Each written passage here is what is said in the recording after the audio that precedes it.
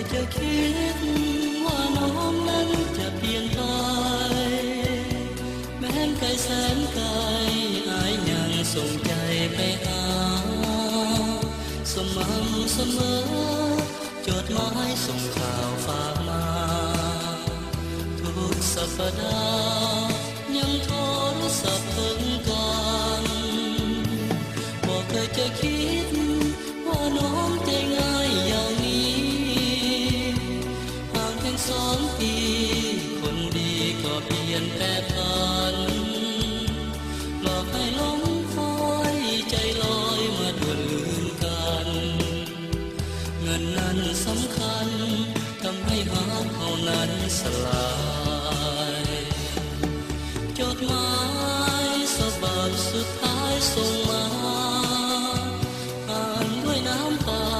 เป็นบัตรเชิญวิวาแก้วใจหลับตาภาวนาให้เป็นฝันไปแต่ก็จนใจ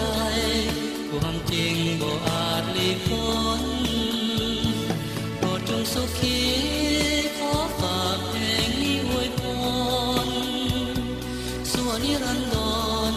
ขอดวงสมรสุขล้นชาติหน้ามีจริงกลับมาเป็นยอดหญิงอีกคนชาตินี้จำทนรักกันได้เพียงครึ่งทา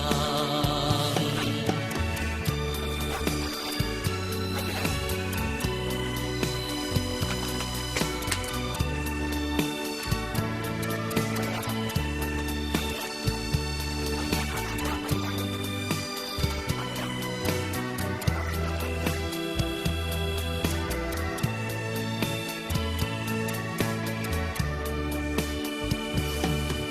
จดหมายฉบับสุดท้ายส่งมาอ่านด้วยน้ำตาเป็นบัตรเชิญวิวาแก้วใจหลับตา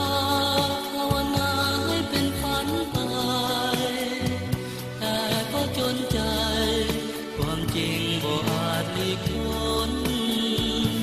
โปรดจงสุขีขอฝากเพลงนี้อวยพรส่วนนิรันดร